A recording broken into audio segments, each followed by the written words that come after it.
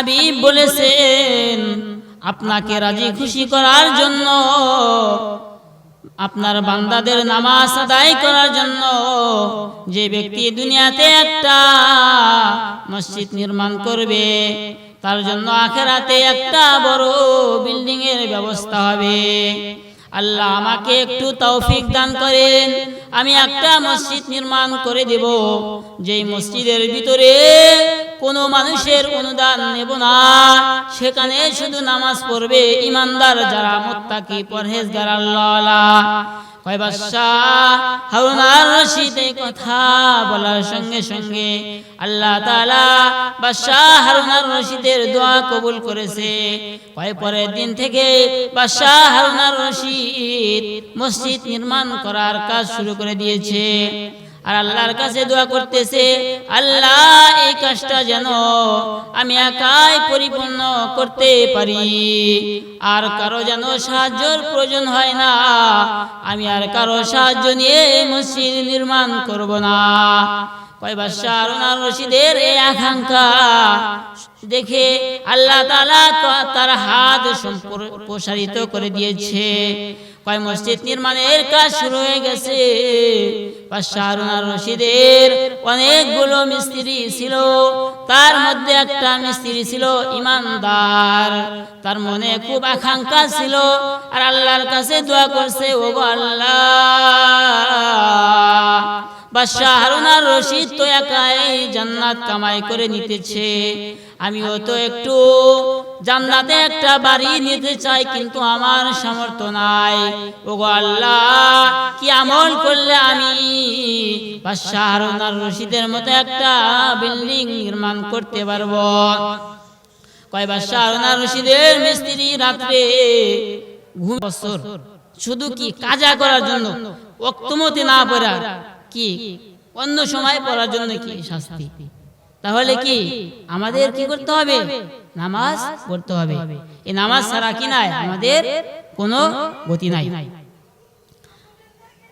এই জন্য আমরা যারা এই যে মাহফিলের কি করছি, ব্যবস্থা করেছি, এত সুন্দর মজমা, আমরা যদি এই এত সুন্দর মজমা মাহফিলের ব্যবস্থা করে যদি আমরা নামাজ আদায় না করি, তাহলে এই মজমার এই মাহফিলের আমাদের কি দরকার?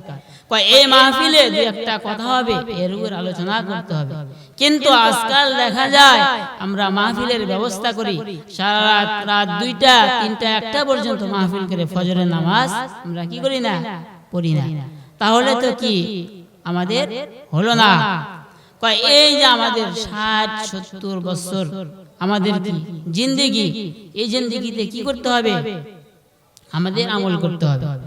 নূহ আলাইহিস সালাতু ওয়াস সালামের জামানায় এক বুড়ি ছিল। কি ছিল? এক বুড়ি। ওই বুড়ি নূহ আলাইহিস সালাতু ওয়াস সালামের কাছে যা বলছে, ও নূহ নবী, একটু আমার পরিবারের জন্য কি দোয়া করুন।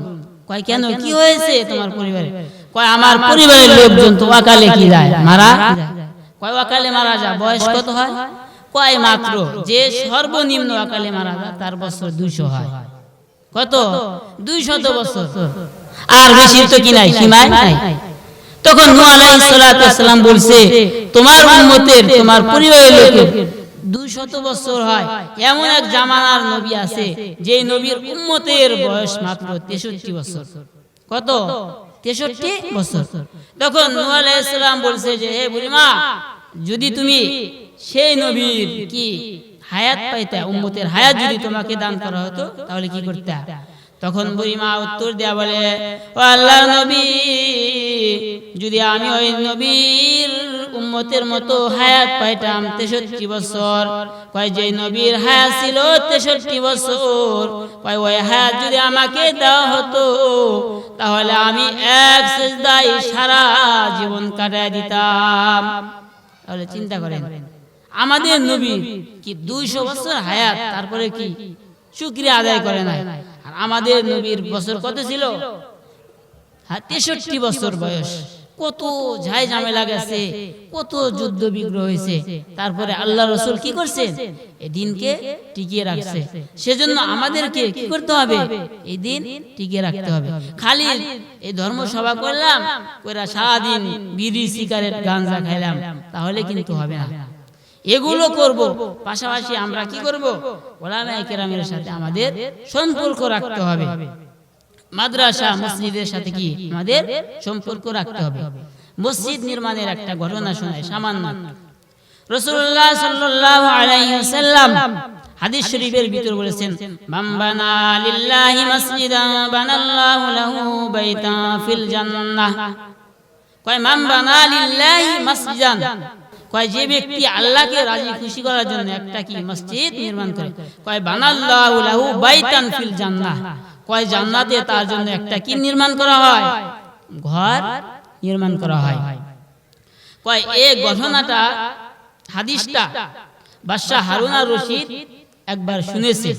কয় মসজিদে ওয়াজ করতেছে ইমাম সাহেবের থেকে ঘটনাটা শুনেছে যে আল্লাহ রাসূল এই হাদিসটা বলেছে। কয় বাদশা হারুন আর রশিদ এই ঘটনাটা শোনার পরে, হাদিসটা শোনার পরে তার যত মুসল্লি আছিল, ইমানদার মুসল্লি, কয় তাদের সাথে পরামর্শ করছে যে ও আমার ইমানদার মুসল্লিরা, আমি একটা কি করব, মসজিদ নির্মাণ করব।